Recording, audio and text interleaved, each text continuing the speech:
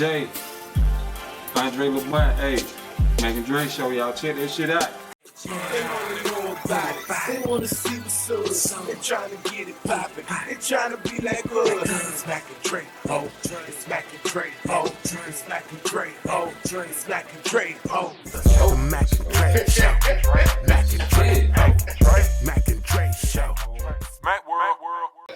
Have been set up over the white community or over the black community by the white community, and have been made celebrities, and usually say exactly what they know that the white man wants to hear.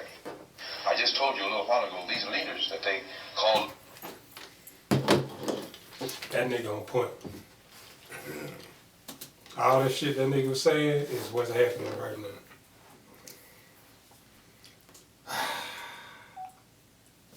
Alright, we're back. I am McJulian. Andre L-E-M-O-N-T. This is the MAC&DRE show. We're going to get into another segment. But first, like, comment, and subscribe. We need to get our subscriptions up. Just started this new channel, and we don't have a lot of subscriptions. So if you like, comment, and subscribe, it's going to help us get our numbers up. And we pretty much appreciate it. Thank you in advance.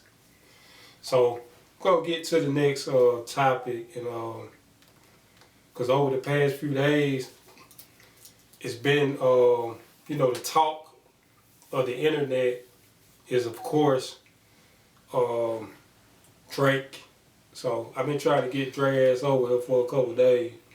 He been tied up with the games and shit, so we gotta get this video so we can get this video out so we can get out there and catch up with what's going on. So, and Drake he had a lawsuit already out for UMG, but he took that lawsuit away and then brought a whole new one, which is a defamation lawsuit. So the defamation lawsuit is saying that, namely, this song, Not Like Us, is fucking up his character because it portrays him as a pedophile, and it's hurting his brand and also hurting his negotiations with the record company UMG. So that's going on right now, and a lot of people are giving a lot of reactions to it. And Isn't also Kendrick with UMG? yeah. That's the crazy part. And I think it's fucked up. Really, it's a little hypocritical because he agreed to the battle. He knew, well, didn't nobody know what was going to be the outcome. But maybe... Well, okay, but let's look a little deeper. So say at first, they're just dropping diss records on each other, right? And then he goes and gets a beat from Mustard and does this record that everybody just went crazy over. I didn't particularly love the record that much, but everybody went crazy over it. Some of the other stuff that the two of them had done I thought was a little bit more impressive, like that Family Matters was a little more impressive to me. The way that song was very long, about 7 minutes, and then the beat changed like 3 times, and then Kendrick had some other stuff that was really cool. But this particular song, it took off like wildfire. So then it also seems like the record company, I'm just saying from Drake's perspective, you take this record that he does, it don't just come out like the little mixtapes type shit that we was doing. You take this one, you put this out in the mainstream, and then it goes on the charts and all this kind of stuff. Maybe he's feeling like, because he was also in contract renegotiation, right? He had just signed. I think he had just signed like prior to the battle. Okay. So he had just signed a bit, you know, but he got future negotiations that he was going to be going through. So he's saying that that's going to hurt his negotiating power. And they did that on purpose to take that record and put it on the fast track to harm his brand. That's what he's saying. They did that on purpose, but the shit sound like a little kid, man. Like a little kid that's crying when he lost. From a street perspective, that wouldn't have been the way to go to sue. From a street perspective, you're supposed to drop a new banger on him. You're supposed to come back at him. But Drake has notoriously been known to stop. Like, we go back to his previous beefs. When he went at Meek Mills, I mean, he destroyed Meek Mills to the point where Meek couldn't even, it was no point. But then when Pusha came at him, he didn't respond back. You know what I'm saying? Because he went so far with him that it was like, you don't have to do that, Drake. You're so big, you could just, you ain't got to do it. And then this is now with Kendrick. Now, what I thought was some bullshit was, what's with all of these damn songs? One after the other, after the other, after the other, dissing the same guy. I didn't get that. It should have been like the old days, you know, one battle. You know, there was the Takeover and then there was Ether. I don't know which one came first, but that was it, right? Well, that was it after Ether came out. Yeah, but we don't keep going back and forth, but we know who won that one. But it seemed like it's kind of like today's climate is kind of different because, you know, nigga whipping out songs left and right so fast. Like this battle now it's gonna turn into rounds.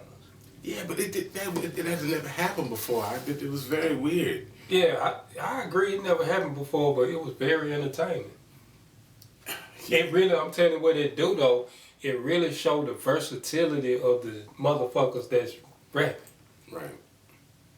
And then there's a whole battle of this whole disagreement of whether or not Drake has ghostwriters and whatever's going on. But I just, you know, to me, I think it really is going to boil down to either you're a Drake fan or you're a Kendrick fan. And I don't see why Drake would sue in this case. But he may have some kind of legal grounds that we don't kind of know about. But it don't sound right when it comes to the streets. I doubt if he had legal grounds simply because they on the same fucking label. And then you were dissing him saying all kind of shit too, so... But maybe that's why though. Huh? We on the same label and you give him an undue fair advantage over me. Maybe that's the point. Maybe we don't know the ins and outs, but I don't think they gave Grammy him, nominated. I don't think they gave him nobody had an unfair advantage. I think the winner, the true winner of this whole battle is UMG. Oh, yeah. That's the winner. Yeah. You know what I'm saying? Fuck the bullshit. So I don't know why Drake crying like a little girl, because he know that they were gonna push them like they pushed him. The thing I also don't understand is all the people that diss Drake helped them back in the day. He got on a record with them or he took them on tour. Am I correct about that? The people that dissed him? Yeah, Future, he took Future out on tour. He did a bunch of great records with Future. Those huge records. He didn't take Future on tour. Future was already Future when Drake came out. I didn't say he wasn't, but Drake was the headliner. He didn't take Future on tour. When him and they did an album, a joint album. Okay. So they went on tour together. He didn't take him. Future was already Future. But don't you remember when there was some kind of thing where Drake thought that Future was saying something about him and he was going to take Future off of that tour? I clearly remember that. I didn't heard nothing about that. No, I clearly remember that, but then they worked it out. But then even that, he did some stuff that with Ross. That probably was Drake tour, and then he wanted to bring Future. Right. You know how you come to somebody's city and it probably some shit like that, but. And he clearly did records with Ross early in the game. And I think he did records probably with Kendrick or something, or did something for Kendrick. But it's just like, heavy is the head that wears the crown. But you naming people, they already had their name. No. I'm telling you, early in that game, Rick Ross already had his name. No, but Drake did. Drake did those records with Ross. He did a bunch of them with Ross. I know, but I'm saying Ross already had his name. Yeah, but none of them are bigger than Drake. They ain't bigger than him now. Let alone they was bigger than him back then. All right, see, you going about the shit like big. That's cool and all. But Big, he didn't win the battle being big or being the most selling motherfucker. Like what I'm telling you, them niggas already had their name. So you can't take the name away from him. You can say, oh yeah, this nigga is bigger and selling and all that type of shit.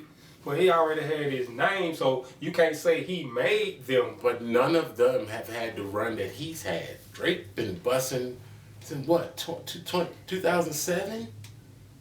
Probably 8, maybe. I mean, 7, he's something like he's that. got an unprecedented long-ass run. Hit after hit, he done broke the Billboard records, the Michael Jackson records, the Elvis records, the Beatles. I mean, he done so much, man, and it's just crazy. But when you at the top like that, they will come for you. And Drake is known to respond. But then when it gets out of hand and he starts to not win or get the public support, he just says, okay, I'm not gonna do anything. MAC&DRE.